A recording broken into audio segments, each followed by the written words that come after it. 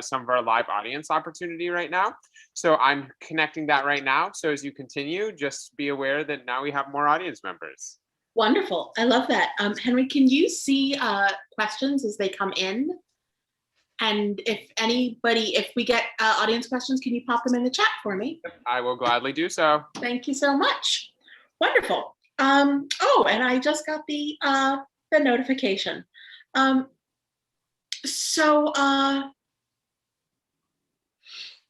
The next question I'm going to ask, and I'm just going to tell you what the question is going to be, and then I'll tell you why I'm asking it so you have a minute to think about it, is I really want to hear about a piece of theater that really changed you or changed your views. And the reason why I'm asking that is because I don't think I'm spilling any beans here. Caridad has been very open about, she began writing this piece as like a goodbye letter to theater.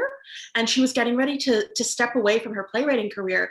And then writing this really sort of turned her around on that and reminded her of everything she loves about working in the theater. So I would love to hear about a moment when a piece of theater turned you around.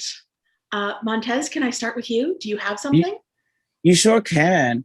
And I'm going to take that question and then make it my own. Please do. As opposed to saying which piece of theater made me forgive or healed my experience of theater or anything, that question compels me to say why I even started this. And it's quite embarrassing, but first of all, I come from a community and a culture that did not think of this as a appropriate art form. And especially for men, there was an extreme amount of homophobia with it. And my grandfather had seized a subscription to the Aronoff series. If you know, back in the days when we could have people in audiences, you remember that? You know, the people would subscribe and they would come every fake, but okay. Yeah, like what, like Narnia? Like, right? So I was about 9 years old, and I definitely at that point remember subscribing to the idea of like theater is not real. It's not a part of us. And I had these concepts before I knew who I was as a queer person of like, oh, this is definitely not a part of my community at all. And I saw the most compelling piece of art on stage, which was Cats the Musical. Huh? Mm-hmm. Yeah, you remember that, you know? And I remember being so bored through the whole thing. And then Rum Tum Tugger comes on, and of course I'm peaked a little bit. And then Grisabella sings her, you know, memory. And I'm like, okay, she got pipes, she can sing. But then they brought the truck onto the stage. And that was the moment that I was like, how do they bring this on? And like, where's the rest of the truck? How big is this? That's incredible. Like, you know, and then I started to notice all the objects that they had on stage that made these cats these humans look so tiny compared to, you know, the human, like the rest of the items they had on the set, on the stage. And just in the same as Caridad's language, like these items, the value of these things, to create these things, you know, how big they were, I, as a kid, was just like so enthralled with that. That's my first memory of theater. Before I fell in love with the work of it and the creating of the art, was just the spectacle of making that 6 foot something humans look like they were a foot long cat, you know, like just by making everything big around me. That was that perception, that change as a preteen, like changed my life. And I wanted to be a part of that world of magic, you know. That's what changed my concept of theater and made me fall in love with it in the beginning. I love that. Elizabeth, tell me about a piece of theater that changed you. Either being in it or seeing it is, I'm so sorry, my dog is punching me. Both are valid answers. Yeah, I don't know. I don't think I have yet to reach the point of like walking away. I know I've like entertained the idea, and theater always has a way of pulling you back in. That's why I always refer to it as the emotionally abusive boyfriend of theater because, you know, you feel so judged and you feel so worthless and you're like, I don't need to be here. And then it goes, wait a minute, you do have value, come back. And I'm like, okay, but I have seen a few productions that have just been like, oh, this is what theater can be. Because I think sometimes when you watch a lot of theater, you kind of, you start to sense these rhythms and it's like, oh yes, and now we're doing the thing and then we have the revelation and now da da da da. But I remember when I was in New York City once, and I think it was the same trip, I saw Spring Awakening, like before, I think it was on Broadway and was out of previews, but like Tony nominations hadn't come out. And my sister was like, you got to see the show. It is crazy. And I was like, okay. And I remember they do Totally Fooked and the audience lost it, like standing ovation in the middle of a show. And I was like, what is happening? This energy, I feel I enjoy this. This is new. And then I also saw Drowsy Chaperone, and it was, the man in chair was played by Jonathan Crombie. And I was like, this man is so familiar and I do not know why. And it's like, oh, because he's Gilbert in Anne of Green Gables. Yeah. And when that clicked, I was like, oh my God, everything's happening at once. But the end of that show is so, when done correctly, is so beautiful and such a Valentine's for what theater can mean to people. And so like that on a small level, like I cried at the end of Drowsy Chaperone. I'm like, what's that? Why do I have, what's happening? And so like in that one little New York trip, I just felt like both ends of what theater could be and what theater can do to an individual. And so I come back to Cincinnati, I'm like, let's do the theater. It can be magical. So yeah, that's me. That's what came to mind first. I love that. Nathan, talk to me about your moment. What was a moment where a theatrical experience changed something for you? I would say for me, it goes back to, I think I was pretty old before I saw a show that had like real, like awesome spectacle that was, I guess, like expensive spectacle. So for me, it resonated theater when I was young, I guess, teenager, preteen, and started making my own spectacle on stage with, you know, cardboard and duct tape. And really having to use, you know, our imagination to sell to our 75 seat audience if we were lucky to fill that in little old Paris, Kentucky. But just that's where my love started. The creating, let's pull whatever we have, whatever resources we have together to just have fun and create something. And that has stayed with me forever. And I don't think I'll ever lose that. And every time now I see like a big Broadway production, I always think, oh man, that can be done with some duct tape and cardboard too. And it could be still just as magical. So I love, like, you know, Montez's monologue when he's talking about how much everything costs. Like, yeah, this is kind of a reality that's like, oh yeah. But bare bones, like it can be so simple and still so magical. And that's, I feel, something that I kind of held on to from a young age, and I still do. That's so lovely. My big theatrical moment was, I mean, not to like bring the tone down, but my mother's philosophy on entertainment for me when I was like a little kid was like, it's fine. She'll figure out how to cope with it. And so when I was really like an elementary, like young elementary school, she took me to see a play about the Tuskegee, like the syphilis experiments. And Tuskegee, oh my God, yes. Oh. Yeah. And so like, it was a terrible thing where like some medical experiments were run on Black men without their consent, and they thought that they were getting treated and they weren't. But like I was young enough to know that like bad things had happened in history, but there was something about like watching these people acted out right in front of me that really, I think started that really personal connection to me to like fixing the injustices of the world. And it really personalized bad things happen to people in a way that nothing had before, in a way that like school lessons hadn't. So I think that I know that people are so often like, I hate it when theater is political, but I think that it can be such a powerful thing, like for bringing empathy into a situation that you've never seen or never considered before, whether you're a child or you're an adult.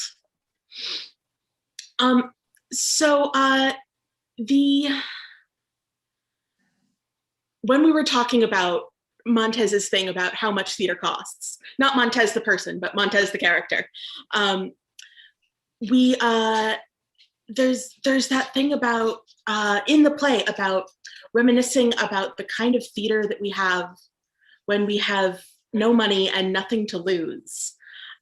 So I would like to hear about a show like that or a moment like that from your memory, about just it wasn't about the flash, it was just about creating a moment from nothing. So what was magical and memorable to you about a theater from nothing? Elizabeth, can I start with you? Yeah. The first thing that comes to mind is when I was in college, I didn't study theater, but there was a club that did musical theater, and they would do a show a semester. And I went to a women's college, so it was very bare bones. The club was only, I think it started the year before I got there, so it was like all of 3 or 4 years old. And we did a production of Once Upon a Mattress. We had to strike the set after every show. I think it was one weekend. I remember my mom got my costumes here and then brought them up there when she was visiting me. She got them at the thrift store. They were like 1980s prom dresses. They bought a bunk bed from IKEA and scrounged up all these props. We did the show, then we struck it, and then we built it up again. Just a bunch of smithies, and then at the end of the production, they broke down that bed and they returned it to IKEA. And they Can you do that? Apparently. Oh my God. They would steal like theater blocks from the theater department and return them in the dead of night, and like we just wouldn't say anything, and then we would just like we were like theater ghosts. We would show up, we would do a thing, and then we'd be like, it never happened. This was crime theater, Elizabeth. I love it. Oh my God, crime theater! It's the best. Makes you feel alive, guys. This whole budget thing is just.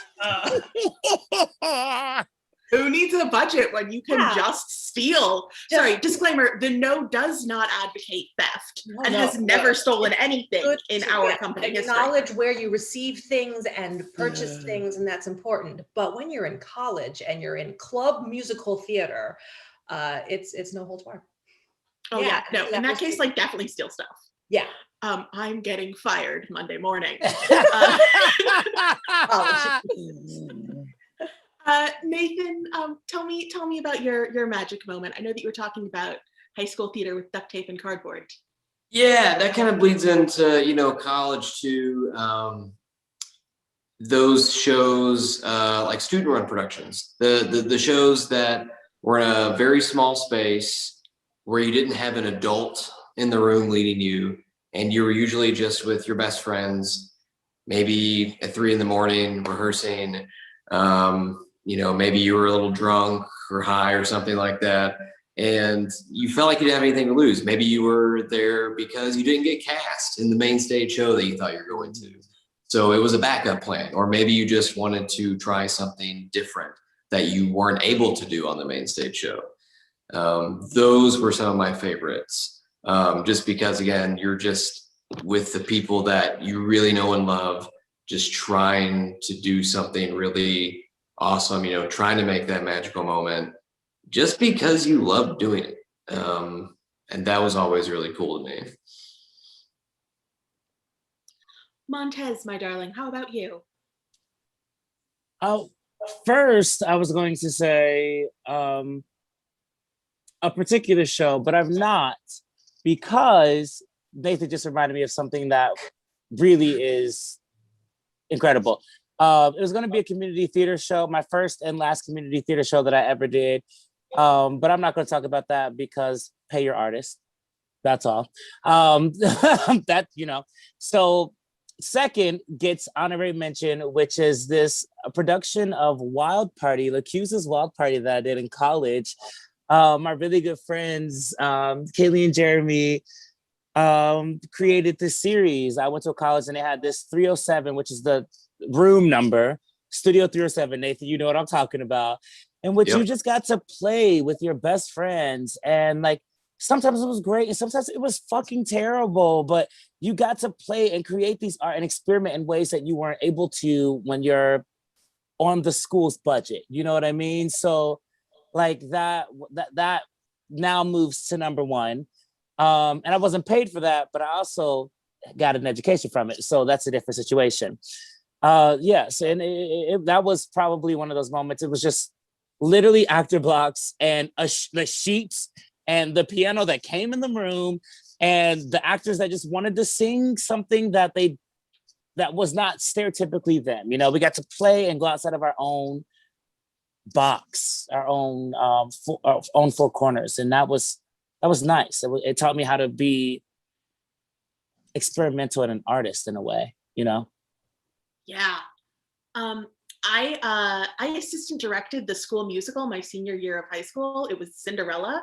And I got to design the moment where Cinderella like transforms from like kitchen girl to princess. And it was like the lowest tech, like I had no budget. It was just sort of some creative moving around bodies. But then like it just like blew people's minds. And I remember very clearly teachers stopping me in the hallway to be like, how did you do that? How did you pull that off? And like, that was just a moment where I was like, boom, had nothing, made magic, convinced you that it was magic. Yeah. Liz, have you ever heard of so I remember, and I can't remember exactly who did it. It was someone post-college that told me that like, sometimes you think outside the box, but sometimes you think inside the box. You give yourself these limitations, and that could be budget and space and people, blah, blah, blah. And within that four walls, you can sometimes create something so incredible because you have all these limitations, you know? And that's the power of creativity, right? Like even inside the box, you will make something happen with your limitations. And that's a perfect example of that. That is so beautiful. I've never heard that before, but I really, really like that. You know, working at the No, where we try to make magic even within our limitations. I love that. I'm going to share that with the staff. I have had you all for so long, so I am going to release you to the winds, like Ariel at the close of the tempest. Be free, my spirits. With me tonight were Nathan Tubbs, Montez O. Jenkins Copeland, and Elizabeth Chin Malloy. It was so lovely talking with you all, and this has been a Play Underground event brought to you by Joe Mock and the Real Pro team at Cutler Real Estate. Thank you so much. Have a great night. I miss you, Joe. Joe. Thanks, everybody.